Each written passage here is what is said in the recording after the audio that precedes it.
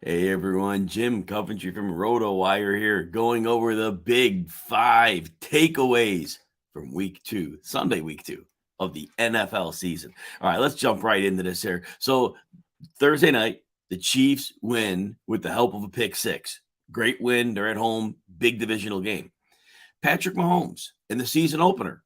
We talked about this. The Cardinals blitzed him 45% of the time. You don't blitz Patrick Mahomes. Mahomes comes out of that opener with 360 yards and 5 touchdowns, and much of the fantasy world is saying, Mahomes is back. And I'm thinking to myself, they got the Chargers coming up. And J.C. Jackson ended up playing, and I'm like, the Chargers are going to play a pretty rough zone against them, and I don't think Patrick Mahomes is going to have a ton of success here. He didn't. 24-35, 235 yards. Very little. 2 touchdowns was fine. The pick six kind of bailed him defensively. That was great. But it was not a great Patrick Mahomes game. And I get it. We'll talk about the Chargers later in the show. The Chargers had the makings of what could be an elite defense. Or not yet. They're gelling. It's going to take them a little time. But overall, this is one of the tougher defensive Chiefs will see. But I saw a lot of the same things I saw last year. Travis Kelce, obviously got loose against the Cardinals. Pretty easy to do that, right? But Kelce, 5 for 51 on 7 targets. That's kind of what I was thinking this year, a little more reasonable. After we saw last year, that was a similar type of stat line that we saw in many of his games. Marquez Valdes-Scantling, that's not a surprise. 7 targets, he gets 13 yards. We saw that in Green Bay. Juju Smith-Schuster had a good opener, 79 yards, comes back with a 3 for 10. It's good against zone, but this is a good zone. It's talented players. And, you wonder at some point, how talented is Juju? Right? I mean, we saw that first season when he played along Antonio Brown. We can kind of explain away some of his problems in Pittsburgh.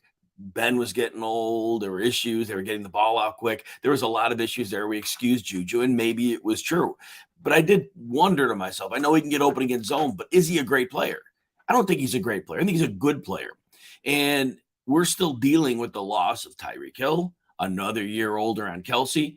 This could be Mahomes with a pretty ordinary cast of characters.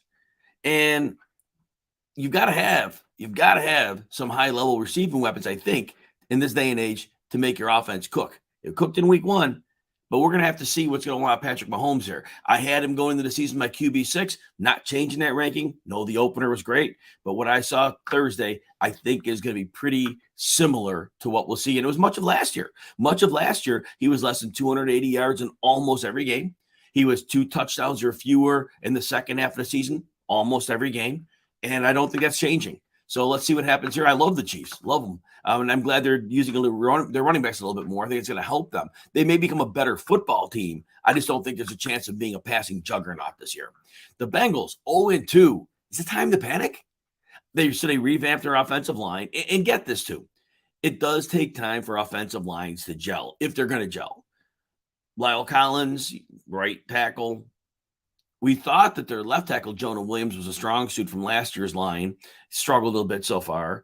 It'll take some time, but I'm still worried. Now, here's the first thing you need to think about. Burrow's been under heavy pressure, but they played Pittsburgh in the first game, and they played Dallas in the second game. And either of those teams could identify players to attack on that offensive line. And both of them have multiple great pass rushers. So I'm starting to give the Bengals a bit of a pass on those 2 games. Now, the one thing we can't give a pass on is Zach Taylor.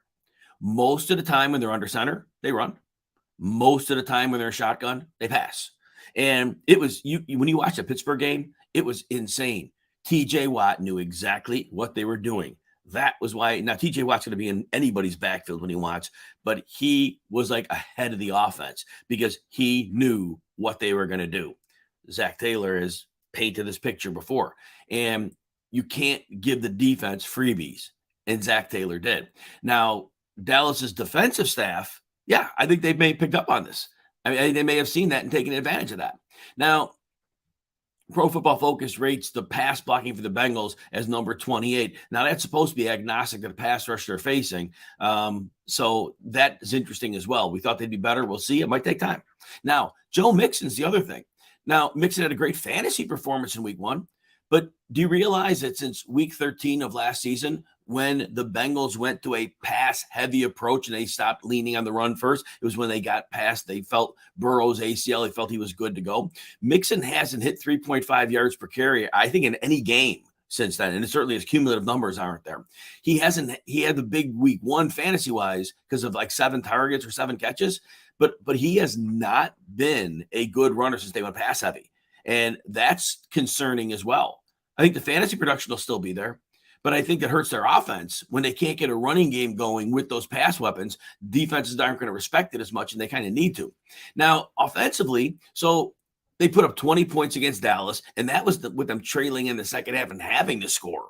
And against Pittsburgh, they score, they gave up twice. They gave up 20 to Dallas, and it was early. Dallas jumped on them early, took advantage of them. And I think last year they were calling all the right shots. Joe Amaro, I can't say the name right. They were really calling the shots well in the playoffs on defense, but they weren't a great defense last year. And we're kind of seeing that right now. This is a defense that peaked for a while, but it's not a great defense. Cooper Rush had enough success, more than he should have had. And now we go back to week one. Now, Pittsburgh, their defense is pretty good against Pittsburgh. Pittsburgh's success offensively largely came on pick 6, 4 interceptions. So overall, I think with the Bengals, we're not ready to panic yet, but their coach is going to have to help Joe Burrow a little bit more, especially getting that predictability out. All right, what's going on with Carson Wentz? Story number 3. And I see some questions. I will answer those questions at the end of this. Happy you're here. So first of all, the Washington Commanders have a decent pass blocking team. They're good at it. They can handle keeping Carson Wentz mostly clean. Now, they played Detroit and Jacksonville. Now, we saw Jacksonville get a lot of pressure on the Colts. Another story, the Colts offensive line isn't what it was. They played Detroit, not a great pass rushing game. But Carson Wentz has gone for over 300 yards in both games. He has a total of 7 touchdowns. And what's crazy here is they're using a whole lot of targets. And Curtis Samuel has been the centerpiece of the offense. And last year, the talk was Ron Rivera and the staff brought in Curtis Samuel because they knew he was a dynamic joker weapon. You could use him in motion. You could use him as a runner, a receiver, and that was the full expectation. And then he was hurt all year and never did anything. Well, we're 2 games into the season right now, and we're already seeing that he is being the centerpiece. He has had an 11-target game, a 9-target game. He's had 5 carries already. He's putting up at least 72 yards in each game. And so this is great. And I see questions. I will answer those at the end. Guys, please hang on. I'm glad you're here. All right. So, but overall, is Carson Wentz going to do the usual imploding act? Maybe. But we said he's got Samuel as the joker, and that really puts defenses in a bind when they're using him in motion, and they're definitely creating looks that the defense isn't comfortable with. And he hasn't even really fully invested in Terry McLaurin yet.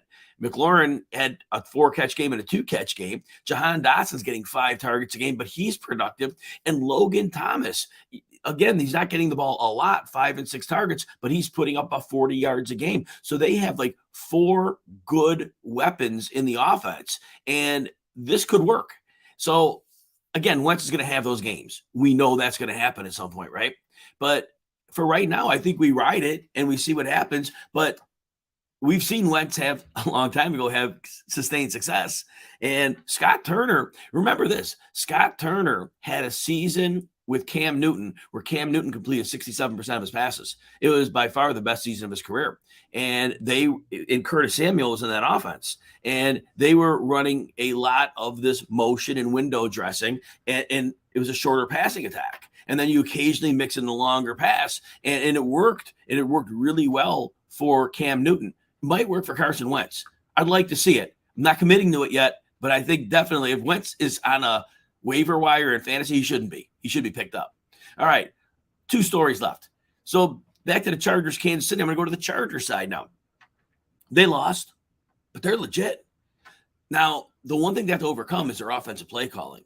In a way, and I hope Keenan Allen's fine, and I wish he was on the field, but him not being on the field, it almost forced Joe Lombardi, the offensive coordinator, to throw more downfield because that offense is centered around Austin Eckler and Keenan Allen going short And then Josh Palmer's a short area receiver. And then they kind of get lulled to sleep and they keep Mike Williams in that same cycle. And it wasn't until they were without Keenan Allen they started throwing downfield to him. They need to do that because that offense is so compressed. And yet Justin Herbert is so elite that in tight zones with like no room to throw, he's completing these passes. He is a prodigy. If they can figure out, and I don't think they will, I don't think Joe Lombardi's imagined enough to open this offense up, but if they do, Justin Herbert would put up insane numbers because he could put the ball in the tiniest places. He goes through his progressions like few others. So again, in on them. Now the defense, I will tell you about the defense. Oh, I mean, one more thing about offense. So Gerald Everett's a piece they needed. Gerald Everett, I like Jared Cook when he was there, but Jared Cook was in his upper 30s. Gerald Everett's been inconsistent, but he does have juice, and he can be a seam stretcher. And he needs that younger seam stretcher, and he's been using him so far. So Gerald Everett is a very nice addition to that offense because he can add a little verticality in the slot, detached tight end. Now the defense started out good, but they're going to get better because they're gelling still. Remember, they brought in Austin Johnson, Sebastian Joseph Day in the interior line to slow the run. They've already done well against the run for the most part. Khalil Mack is a great run defender. He looks healthy now. Him and Joey Bosa are already feeding off each other. Kyle Van Noy is a guy that's like a joker piece in the defense, and he is going to, he learns the nuances of those players around him, it's going to be really, really good stuff. And then finally, J.C. Jackson just came back from an injury. So this defense by midseason, this could be one of the better defense we've seen. Their safeties, Nasir Adderley, and of course, Derwin James. But I completely love the team they have. If they can stay somewhat injury limited, this could be a great unit. Last story, and I'll get to your questions. Got everybody here? All right. So, look, there's not going to probably be much fantasy goodness coming out of Pittsburgh anytime soon. I was hopeful for Rich Trubisky. Not looking good. Not looking good at all. And, the comments I heard were the coaching staff doesn't want to put in Kenny Pickett till next year for whatever reason. I don't know how true that is. It seemed reliable. We'll see what happens with that. But, Trubisky's bad. And the running game isn't going.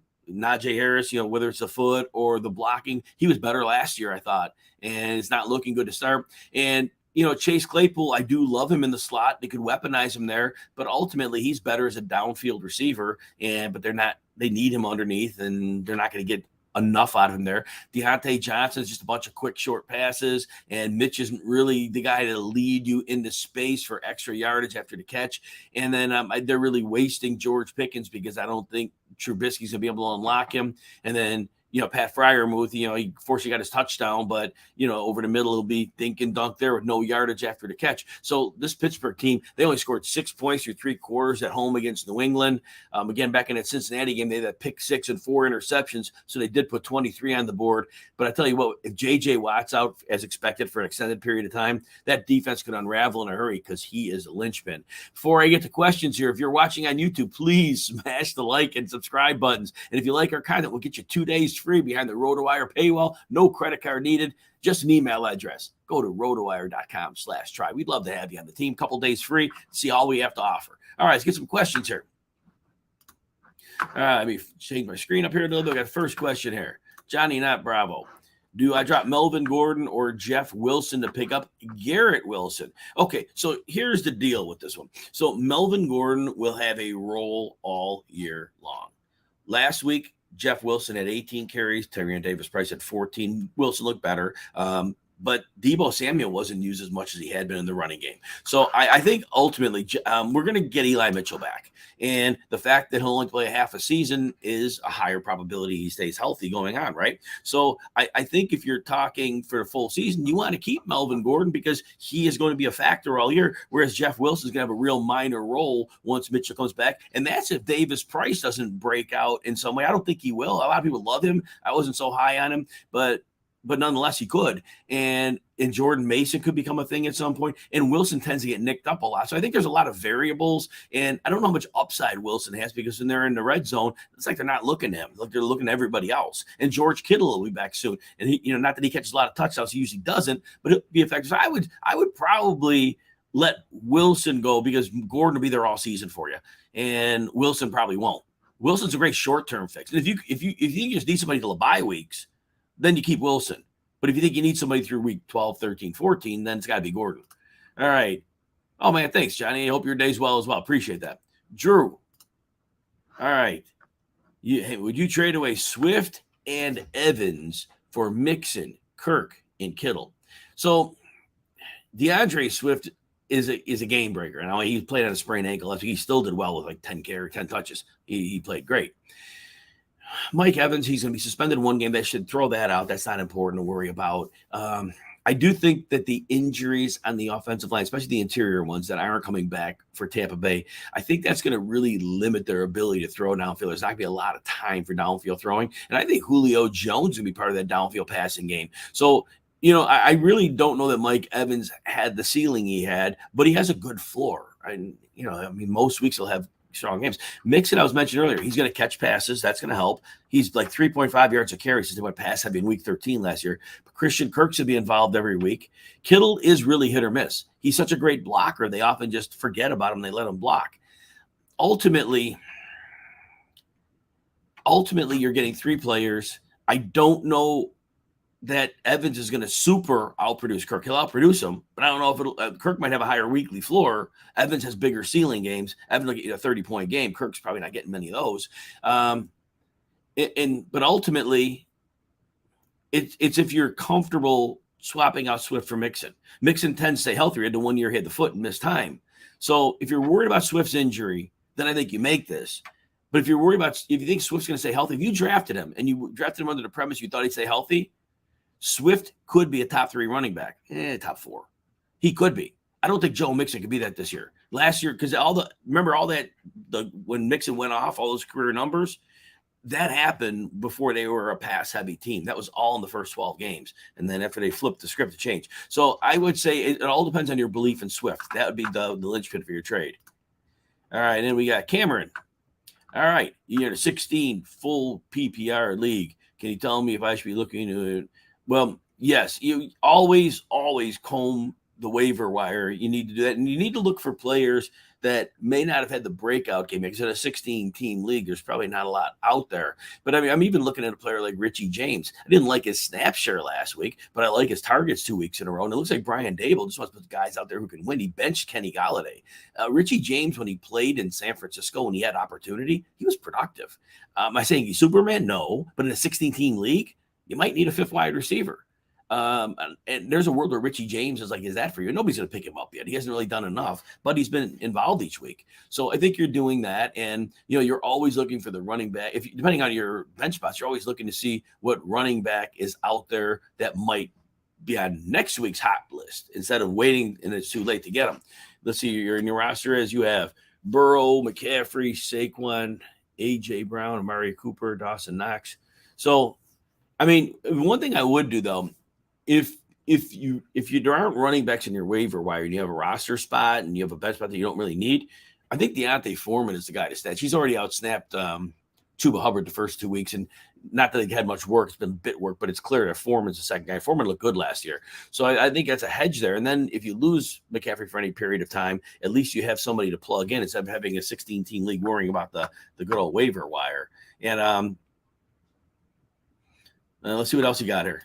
And then you've got on your bench, you got Hines. You got a good bench. Yes, you got a good bench there. The Alexander Madison thing, it's always interesting in him because his real value is only if Daley Cook goes out, and then it's for those, and you hope it's not an in-game injury to Cook, because if it is, then you already didn't start Madison because he gets very little work most of the time, unless Cook is out. So that's a player, you always try to trade him to the person that rosters Cook to see if you can get something in return. Hamler, I like the potential of the fit. I think I'd give that a little time because he could become something there. They're going to have to jumpstart the pass game a little bit more. All right. TE, you have Tyreek, Bateman, Drake London, CeeDee Lamb, Jerry Jeudy, Travis Etienne. What would be a fair trade package for Cooper Kupp?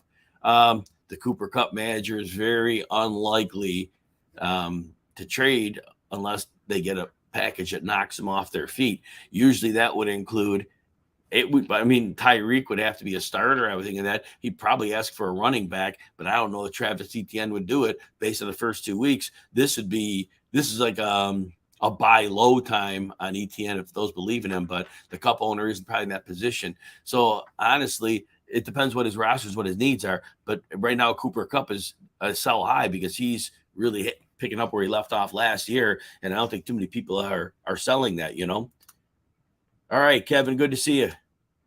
And Jaws, you were hoping to see Mason in there. Yeah. I think what it was the first week Mason was active and Davis Price wasn't active, but Mason plays special teams, and I don't think Davis Price does. So I think that's what we saw there. The running backs were going to benefit from Trey Lance if they ever had gotten it figured out. Jimmy G, that was a problem for Eli Mitchell last year, because my big sell on Mitchell this year before he got hurt was that the mobile quarterback keeps the linebackers on their heels opposed to on their toes, and therefore instead of attacking, they're more passive. And so the 49ers running game gets a little bit of a downgrade with Jimmy G in there as opposed to what would have been Trey Lance. And it's still a good running game, and it's still a productive running game, and getting Kittle back will certainly help. But when you talk about the Mostert type, the line was better then. They had a better personnel along their line. It wasn't just scheme only, it was scheme and talent. And so it could overcome more of an immobile like Jimmy G type that was in there. But now the line has taken some hits, and especially in the interior. And so that's the concern I have. Whereas they kind of like Wilson, because he just grinds for yards. He's not going to make the big plays that the offense predicates. But again, with Jimmy G in there, that's kind of taking a lot of that away.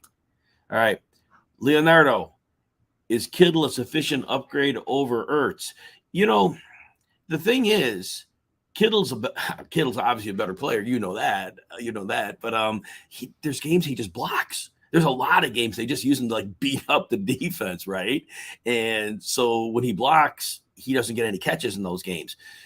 Zach Ertz was hurt in the first game, so he still scored a touchdown, a 2-point conversion, but he was limited with the calf. He was a full go last week, and I think Arizona's going to trail out. Their defense looks like a wreck this year, and so I'm looking at a potential here that Ertz is going to see a lot of targets, and probably even when DeAndre Hopkins comes back. So Kittle is an upgrade, but Kittle's going to have, he'll have a 35-point week, and then he might get you a couple of 3s and 4s, whereas most weeks, Ertz is going to get you close to double digits. So it all depends how you look at Kittle. Is an upgrade, yes. He drafted higher in fantasy drafts, yes.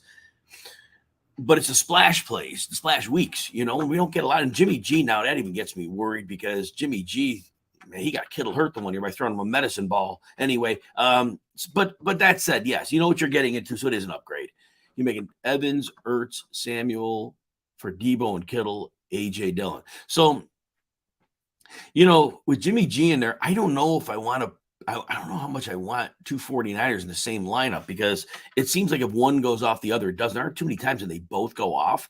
That gets me a little bit nervous. But you'd be giving up Evans, Ertz, Curtis Samuel. I mean, if you're giving up those three, then why not, right? Because I still think Evans is going to struggle downfield because the interior line, and even Julio when he's healthy being there. So you know what? I think that trade is really good.